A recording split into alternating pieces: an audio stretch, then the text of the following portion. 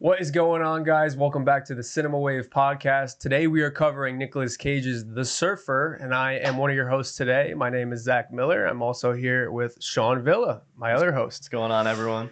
We're really excited to talk about this movie. We've been kind of in a slowdown with indie releases. There were some at the end of the year last year in 2024, and Sean, you were talking about this with me a little off camera, but this time of year is really interesting to have indie release, and especially one from Nick Cage kind of plopped in between the entering into blockbuster season and that kind of thing. I think this year springtime has had a little bit more blockbusters than last year as far as I can remember, but to see Nick Cage, man, back in the chair, back in the saddle is very refreshing. I love all of his work. You know, there are movies that get reviewed a little more poorly than others, but I think there's a reason for that too. But he just loves making movies, and I love that about him. So can you give me your first impression? He's made, I think, 25 movies. I just saw that too. Yeah, he's in like the past, what was it, like 4 or 5 years.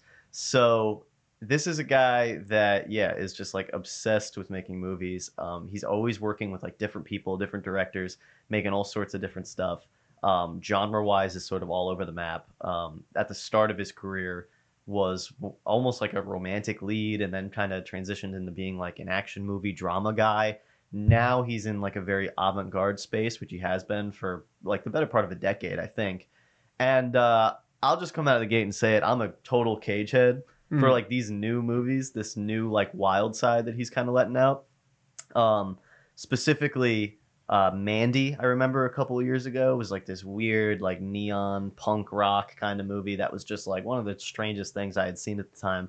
Loved that. Loved that he just kind of goes off leash and delivers these performances that are so unusual, but so captivating to me. And that goes all the way back to one of my favorite movies of all time, and this is not a joke, Vampire's Kiss. One of the best movies I have ever seen, and I'm not being sarcastic.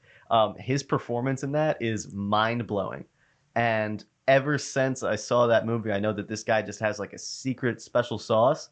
And I think he brings it back here in a very different way. So yeah, I guess if we could just kind of want to break into the movie, what are your overall thoughts on it? Yeah. My overall thoughts, I really enjoyed seeing a film that is not afraid to take a risk outside of a conventional genre. I saw an interview from Nick Cage talk about how this movie is not your classic revenge thriller. The plot is not, without giving anything away, the trailer centers around Nick Cage, who wants to swim in the ocean, surf in the ocean with his son, and this group of surfers are super crazy. They're super violent. They're very aggressive. And they're what is keeping him from surfing in the ocean. A very simple ask, but there is a ownership and a gatekeeping side to this group that divides them. And they say, you have to get through us before you want to surf. And it's a good commentary on many things that we'll get into, but the easy way out with this movie could have been a revenge thriller, which Cage was alluding to in his interview, was just that, you know, the guy goes after the group and maybe he's like killing people and he's taking out the evil group and the evil men, or he goes to the police and these guys show up on his doorstep, and you know, it's a very cat and mouse horror. It could have been something very cookie cutter American style movie, but I think because of the filmmakers involved and Cage having that introspection to coming to terms with the character, and then you have a good villain who is Scally, played by Julian McMahon, who is also very good. There's a lot of juggling with different subtext in this movie, and that's what I enjoyed the most about it. But what did you enjoy? Yeah, so I think there was a couple aspects of this that I thought were great. First and foremost, the look of this movie, just like the general cinematography and the lighting and the color grading. I think you ever see something and you kind of go like, wow, this movie like feels hot. Like it feels very like sweaty and gross.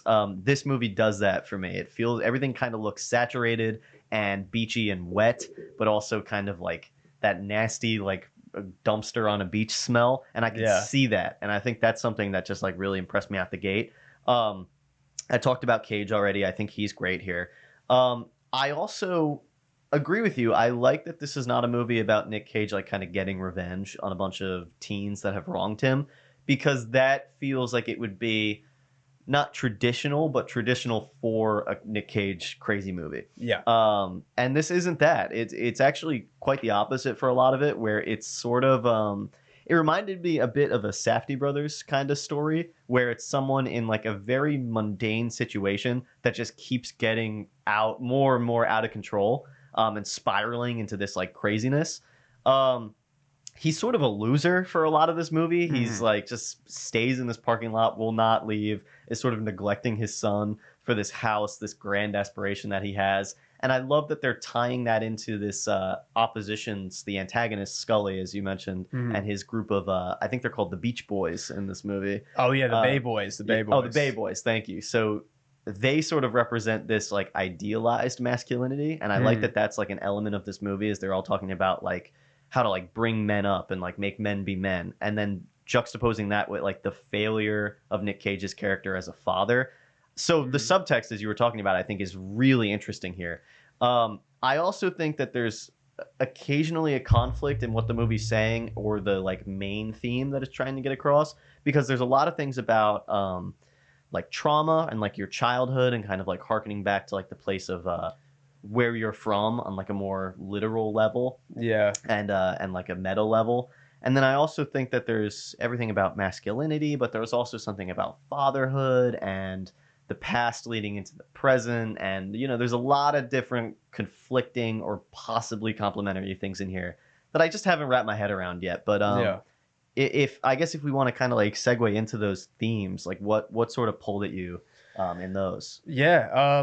Well, the first thing that jumped out to me was the masculinity thing, and I think it was the gatekeeping and the you know, their extremism keeping him from being in the ocean, and you know, what does that mean? Like, why are they doing this in the first place? At the beginning, you're like, why are they the group that they are? Right. His kind of what you're saying too. When he moved away from home, which we find out later in the movie, he wants to come back and he wants to buy his childhood home. And that's a pretty simple ask on paper, but they're kind of like projecting this idea that like, you moved away from home, you don't know what it's like around here anymore, you can't call yourself a countryman of this area. It kind of made me remember Straw Dogs a little bit. I don't know if you've seen Straw Dogs. I haven't, no. It's a pretty violent movie, but it was made in the 70s, and Dustin Hoffman was in it. And basically it's pretty similar in some ways. He moves back to England with his wife. His wife is from England. He's an American. They kind of settle in this house, and he's a wimpier guy. Basically, he's wearing glasses. He's less put together. He's kind of scatterbrained. There's a lot of different things going on there, but throughout the beginning of the film, she's reconnecting with people in the town, and these guys are like beyond toxic masculinity. Like, they're catcalling her. They're like poking fun at, like, they start to do some work at his house and like repair a roof, and they're just like, oh, you know, like, I would love to like screw your wife, like that. So they're like way overstepping the limits of things. And there's a certain point where his wife gets raped and like the doors get blown off, and that's his breaking point. And then it turns into this whirlwind of like being a man in a situation, or like how would you react in that situation? It turns the subjective lens onto the audience, and like, this is a level of violence that is unacceptable. What would you do in this situation? Like, so it's very manufactured and like super specific. So I felt like with this, it kind of pushes you to that brink as well with certain levels.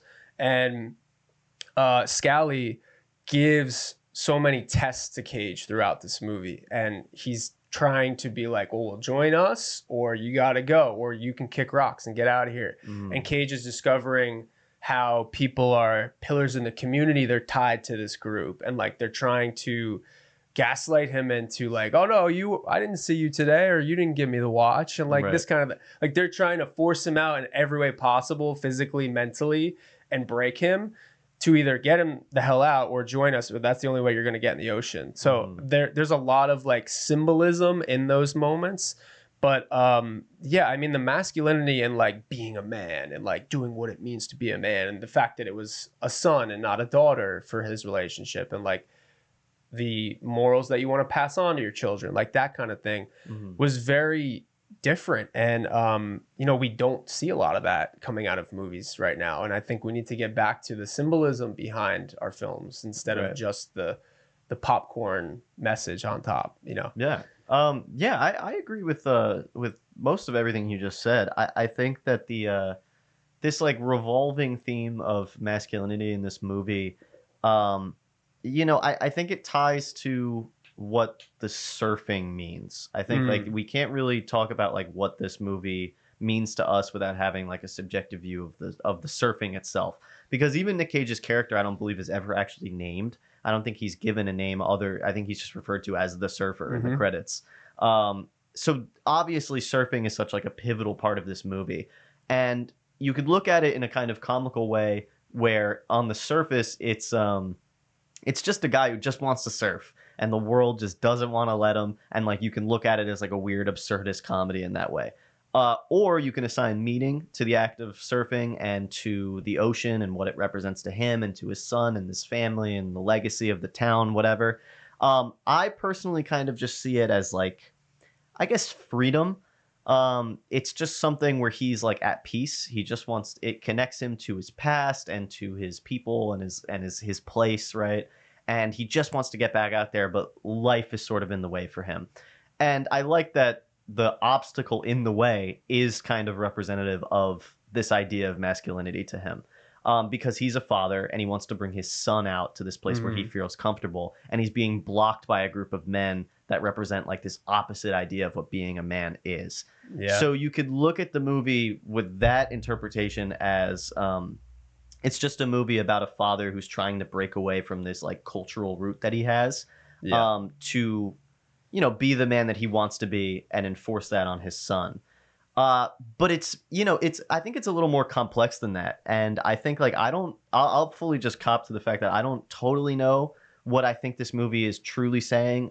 It's a very like open-ended movie. There's a lot of things that happen in the ending specifically. And with these random cutaways that we get of people that we haven't seen and don't really figure out who they are. Yeah. We have what I presume is Nick Cage's father, is who I believe is implied to have killed himself on the beach. Then we have a young Nick Cage who we see as a child. We have a woman that we keep seeing that I assume is his mother. We see all these different people that clearly ties to some traumatic event in the past. But I don't know what that necessarily means in context to what happens in the end, where we see Scully, spoiler alert, Scully is killed on the beach. And then we see the same image of his father killing himself on the beach. So is this kind of representative of another form of his masculinity being killed off, right? His idea of being a man is dying again, and he's going back out to sea? Or is it meant to be like, you know, a little more of a figurative like loop, right? That these people are sort of stuck here in this place and they can't escape it. And no matter what they do, you know, Nick Cage becomes that like homeless guy at some point. They draw a lot of connections between him and the homeless guy, like they're the same person. He joins in with the Bayboys as if they're all the same people. So maybe it's saying that actually like we need to escape our cultural roots in general to like truly change, and that no matter what you think, if you keep returning to this place, you're never going to get away from it. You know, I think there's so many interpretations that you could have from it. I think they're all pretty equally valid. And I really think that's like the core strength of the movie for me. Yeah, I think you're completely on the right track there too, because I also saw an interview with Cage, and he said that when the surfboard is stolen, that's his rosebud, basically. That's him chasing after these memories, and he's trying to confront the past by returning to this country and buying the childhood home. He's trying to erase the trauma in a way, or he's trying to confront the trauma, at least in the beginning. And by having these people in the way, it's a mental barrier too. It's just in a visual representation of what Julian represents as Scally. So I think it's really just about how he wants to confront his past, and a lot of those memories are tied to his dad dying on the beach, where they had so many fond memories together surfing. Mm-hmm. And then he has a very swift end with suicide, and that's now the only way he can remember the beach. So I think he's trying to restart in a way and confront that issue.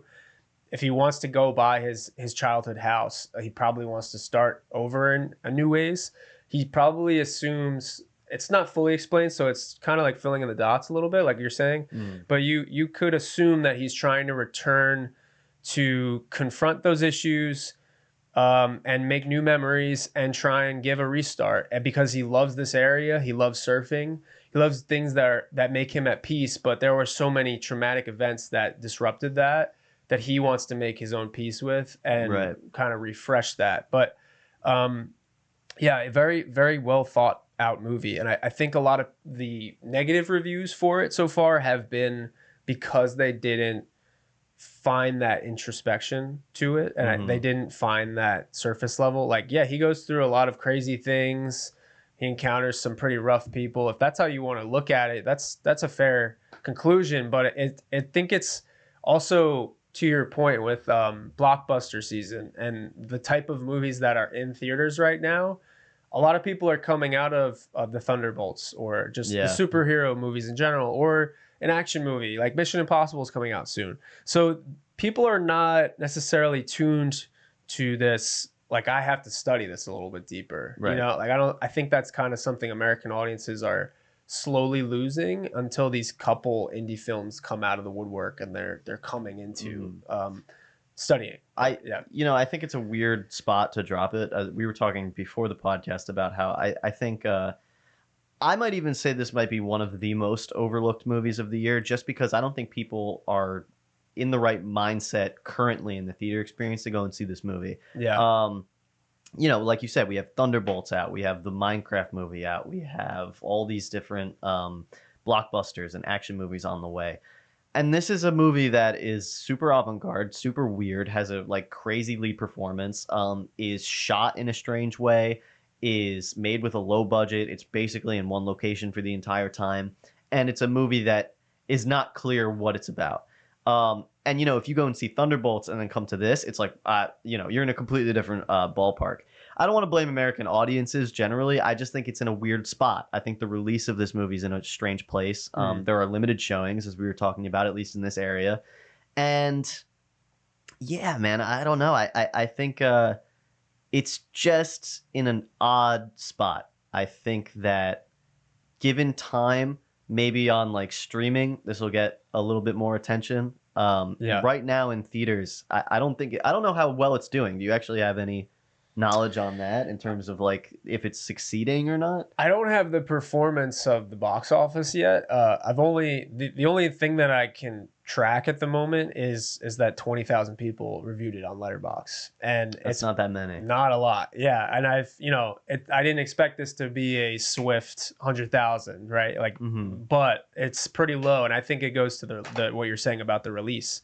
But yeah, like we were saying too, there are many positive things with this movie. One of the things that I took away from was the psychological factor, and the presentation of the psychological factor. There was so kind of going more into spoilers, there is a lot of hallucination at some point in the middle when he's starting to starve a little bit, starting to get dehydrated. There was that midpoint of the movie where it was starting to really come full form, and I was like, this is a good movie, because they played this area of time as like he could have been the homeless man in the outback the whole time. And that was like, oh my gosh, really? Is he just that deteriorated? And did he actually turn into this? And the I love so much when movies do that gaslighting thing, like with Truman Show, even like this guy is giving over his father's family watch to the barista. And then the next day he's like, you didn't give me a watch. And then the same thing with the car. You weren't driving that car. Like, it got towed. I don't know whose that was, but you thought you believed that you drove that car? We have a real like unreliable narrator situation here. And I agree with you. I think it's in this really great place where for a lot of the movie you don't know if they're gaslighting Nick Cage or the movie's gaslighting us. And I think that's a super strong position for it to be in. There's a lot of connections that we were kind of talking about, and you just mentioned, of people on the beach and their relationship to Nick Cage. Yeah. So there's a substantial point in this movie where I was under the impression that they're going to build into that homeless man twist where Nick Cage actually has been the beach bum, quote unquote, for this whole time. And then with the guy he gives his watch to, where he says, oh, it was my father's watch. I went, oh, like, is that guy lying? Or is Nick Cage like adopting these weird like stories that he's hearing on the beach, and he's actually like just a fucking crazy person? And I love that, man. I love that. And I think that even if that's how you see it, because I think, you know, again, I think that's a valid way to look at the movie, is that Nick Cage is just crazy. He doesn't have a house. None of these people are like really talking to him in the way they're like just talking to him as if he's like a crazed homeless guy, because maybe he really is. Right.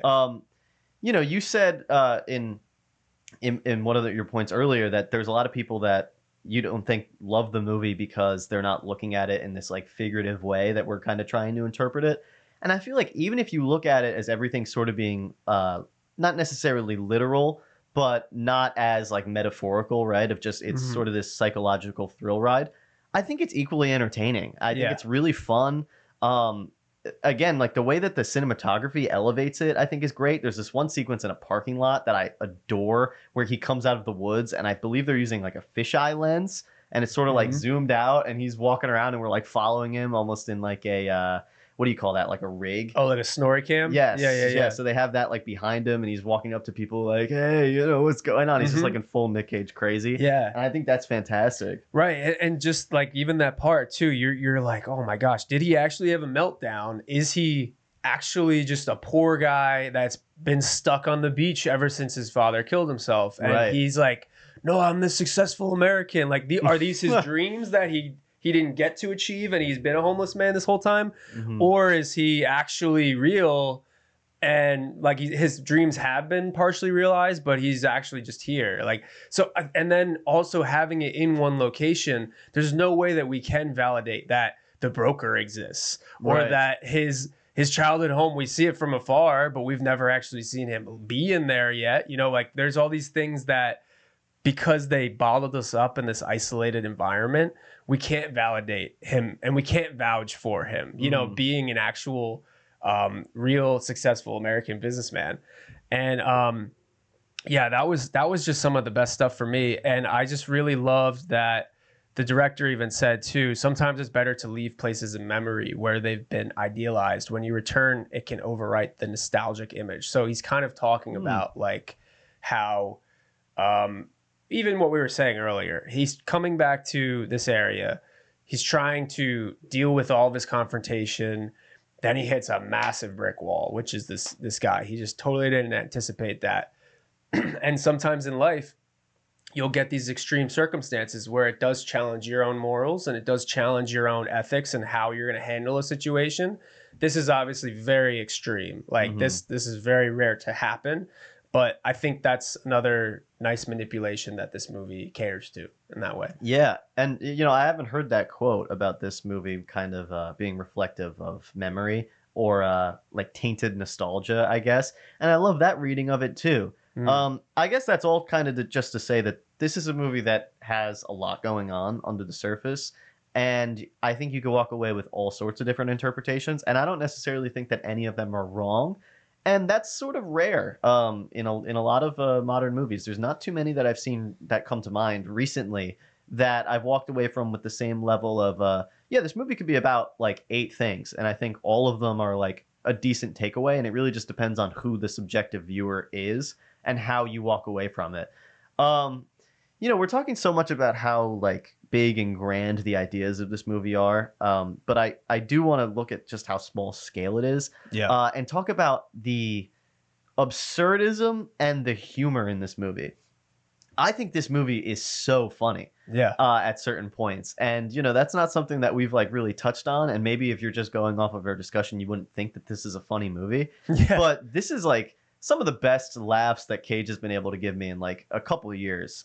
So what do you think about the humor and I guess like the general tone and feel of this movie? Yeah, it's just I think a lot of it kind of plays to the urgency in some situations, like especially with the broker call on the phone booth and that kind of thing. Mhm. These are very like serious moments for the character. We're like, oh man, he's got to get this phone call or else the deal doesn't go through.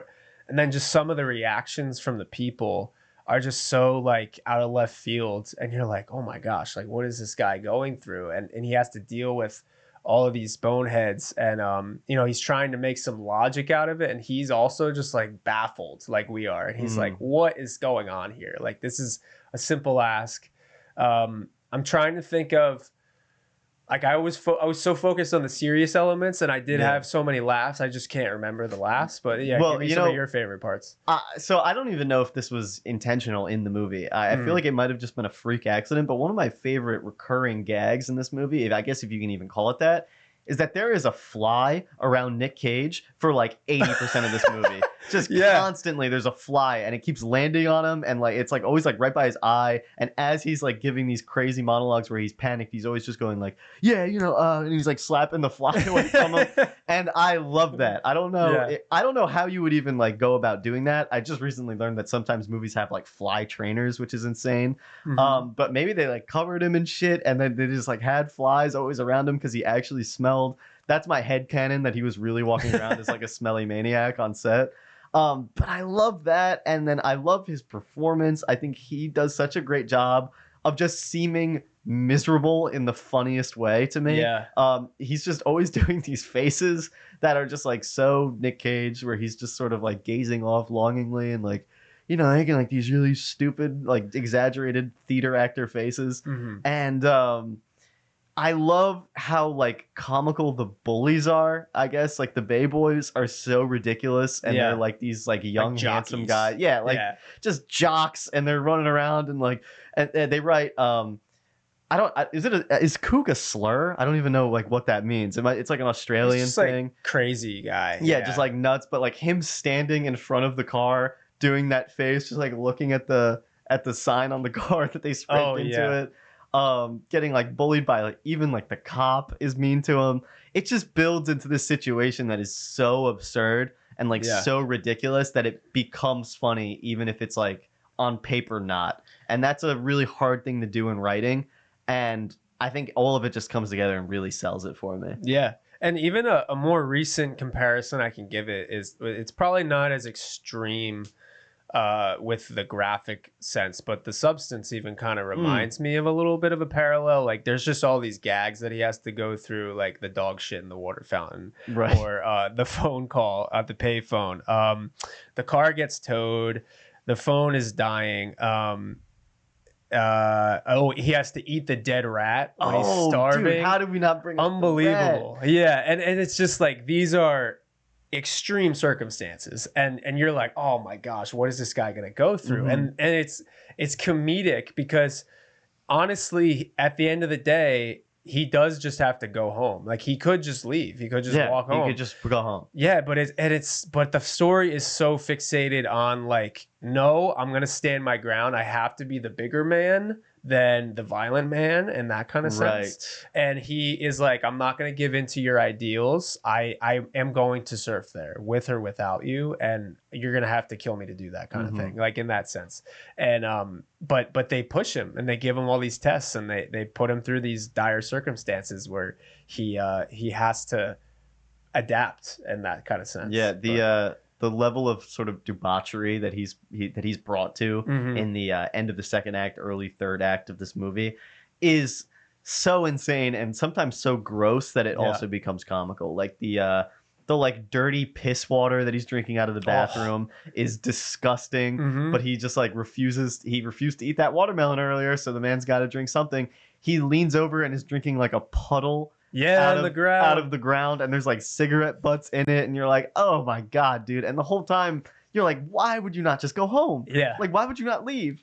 But he just refuses to, and that adds to the likability of the character a lot for me. Where I'm like, this man is so committed to surfing that he will drink fucking shitty poop water and lean over and drink out of like cigarette butt puddle on the drive-through. Yeah, I think it's great. I think the characters especially are really likable here, which again we haven't really touched too much on. There's a lot of funny characters in this movie, and a lot of them sort of play the same role, which is just like a generalized bully figure. And you know, I've talked at length about Nick Cage, so I'll shut up about him and his character. But I think the second most interesting character here is Sully for sure, or Scally. Sorry. Scally, yeah.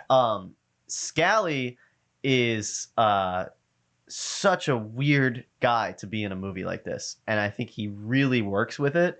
Yeah. But I would have never expected this kind of character to be in this movie. He's like a online influencer, masculinity, gym bro type, but he's also sort of like hippie Buddhist, and he's like, you know, life is actually suffering, and he's got like a cult leader affect. There's so much going on with him, and I was sort of surprised at how complex he seems in a movie that is on the surface just on like a scene by scene level, not complex. It's very just like basic survival sort of scenes. And when he comes in, I think it really changes the tone in a great way. So I'm curious what you think about, I guess all the characters, but specifically Scally. Yeah. I think with him, he's super interesting because he's a cult leader basically. He's wrapping all these people up into like, we own the beach, and pushing this really crazy antic onto people. And I was looking at more interviews from him too, and he was really studying like cult leaders or political leaders, and just more so looking for a common denominator at like how they can manipulate people, because he's that's kind of what cult leaders are at the end of the day, is they're super manipulative. And this is not more like, let's go kill people. This is just like fall in line with our logic. And he was saying like how he studied how people would prophetize their verbiage, and just how there's so much confidence behind some of these people that it does brainwash others that they encounter.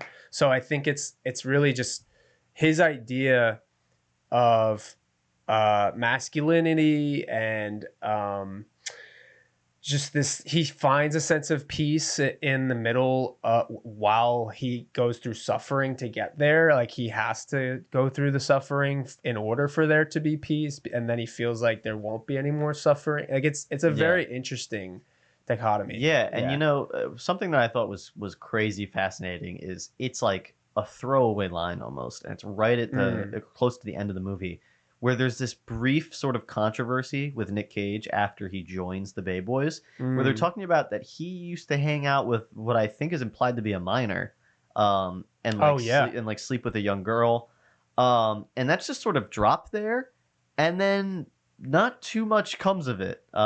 You know, I think maybe it impacts Nick Cage's decision towards the end to like I guess sacrifice him to the bum, right, and have him be killed, and he like loses the emotional attachment to him.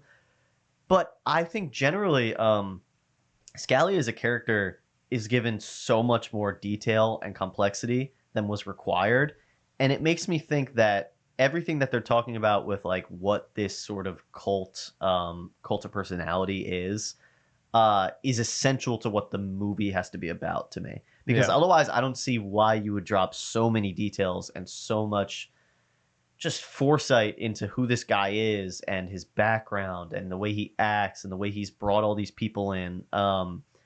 It's just so fascinating to me, and it's honestly something that I'd be really eager to see in a rewatch, is to really just look at him and what the movie specifically is saying about him. I mean, I personally come from a place where like a lot of my writing deals in similar themes of just like masculinity and young men and just like the place of like the modern guy, right?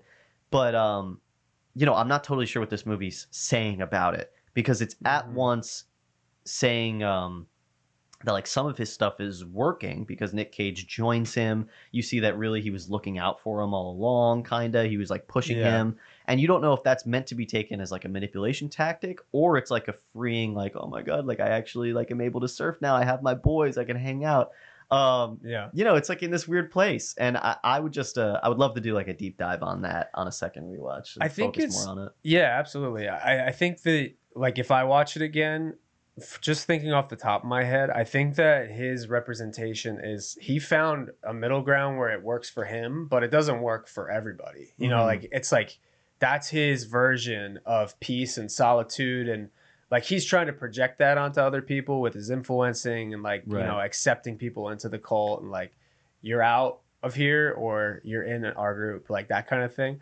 So he's not accepting like it has to be his logic, I guess. Otherwise it's like dog water. Like it doesn't matter. Right. And I think Cage is like the moral compass. Like he's trying to be like, no, these are ideas that are too extreme. They've gone too far.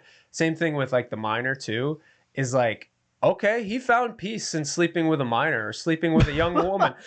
Does that make it okay? Absolutely not. You know, like in that Right. sense. So it's a weird. That's one example I think where okay, he made his own justification for other things, which often cult leaders do. Is they go, oh yeah, well you know we're getting closer to God or we're doing Mm. this, and you know like that's what he would have wanted. Like they kind of put out this projection, and Cage is another challenge to that, along with his own ideals and his own past that he's trying to bury. So there's a lot of like interweaving, and I think a second watch would be clear for both of us too. Yeah, But yeah, and you know, now that you're saying that, I'm thinking out loud just about when he actually ends up joining the Bayboys towards the end, and Scally gives him this sort of rundown about how the only way to be accepted in the group and like to become like a real man is to suffer, right? And so, mm, and then you suffer and you're able to like come out of it, right? Like Phoenix from the ashes kind of shit.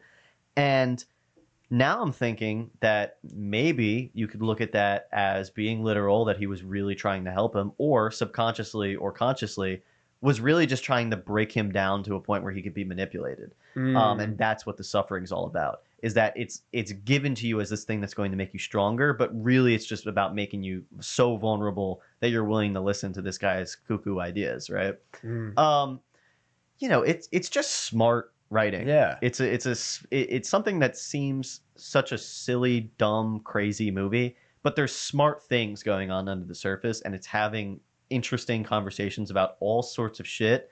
Yeah. Um, which is why, you know, I guess just to give like some final thoughts, unless we have some other stuff to think about. Um, I think this is going to be really overlooked, and it kind of breaks my heart Yeah. because I think that this has a lot of great stuff in it. I think people should really give this movie a shot if you're looking for something a little more out there. I mean, Nick Cage is eating a rat in it, or is about to eat a rat, and then he tries to stuff a rat in a guy's face that he just hit with a boardwalk sign. There's that whole sequence in the actual shed that's like a 3 minute like end of 2001: A Space Odyssey sequence of just like lights and colors and dancing and tribal music, and it's going crazy and Yeah. it's just fucking nuts. If you're willing to sit with that though and enjoy Mhm. that for what it is, this is a movie that's saying a lot of shit that I think is really cool, and Yeah. I have a desire to delve more into. I mean, we've been talking for God knows how long about it, so Yeah. there is context here that and content to actually break into.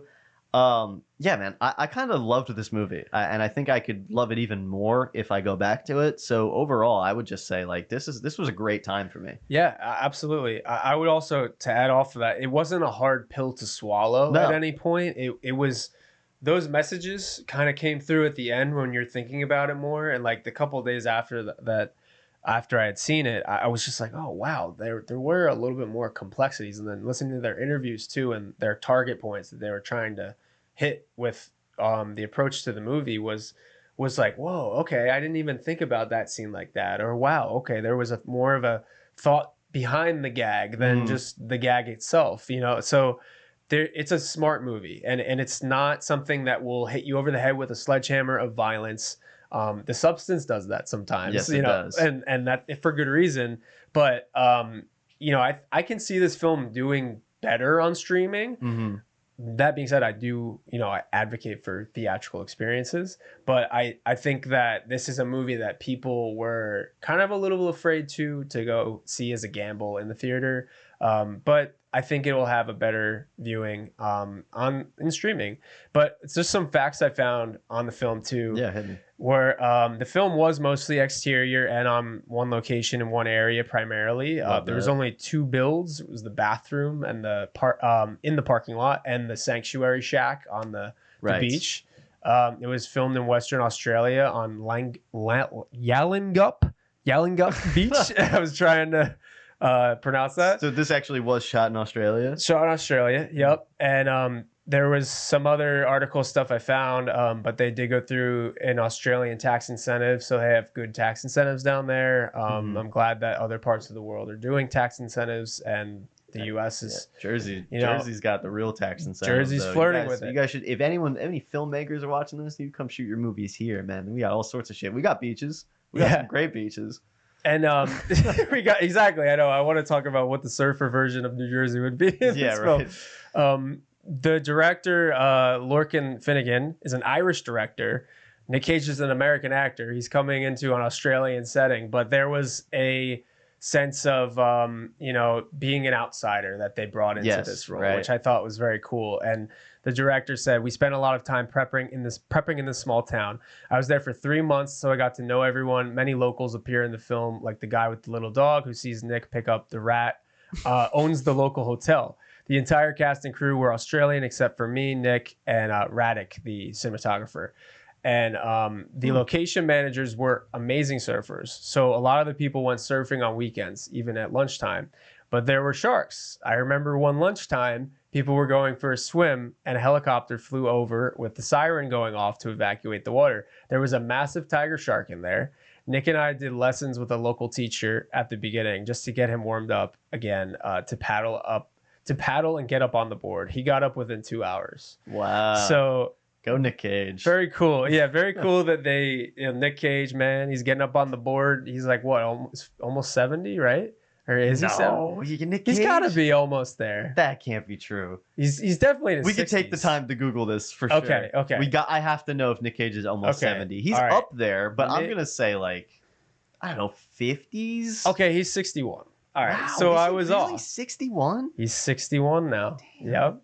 It's pretty hard to believe. I mean, he looks great. Looks great. He's throwing punches like crazy. He's surfing, like I think it's impressive. But for them to pay attention to detail on the local town, there was a lot of points. I saw also what they were talking with the director about. And they were like, it does feel like you're a local filmmaker and you wanted to make this local centralized. And I did feel like I got a cut of the cloth of Australia a little bit with this. Not that they're all brute males that want to guard the beach, but that they're throwing boomerangs around. Yeah. It's just this attraction to the environment and the surfing pride that comes from there. And then these guys go a little too far in that sense. But I like the location. I thought it was one of the smarter one location movies that have come out recently. Yeah.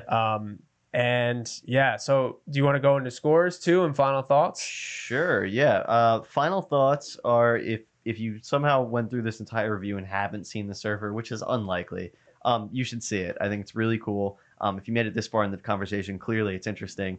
So this is a movie that will deserve more praise than it's ever going to get. I can almost guarantee it. I bet me and you are going to be more fond on this movie than most people. Mm-hmm. But still, I think you can give it a shot.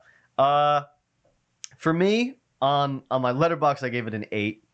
I think I'm still going to stick it with an 8. I don't think it's quite a perfect film. I don't think it's a masterpiece by any sense of the imagination. Mm-hmm. But I think with a subsequent rewatch, I could see myself liking it just a point more. So I think I could get to the 9. I'm not there quite yet, but I think this is a very solid 8 out of 10.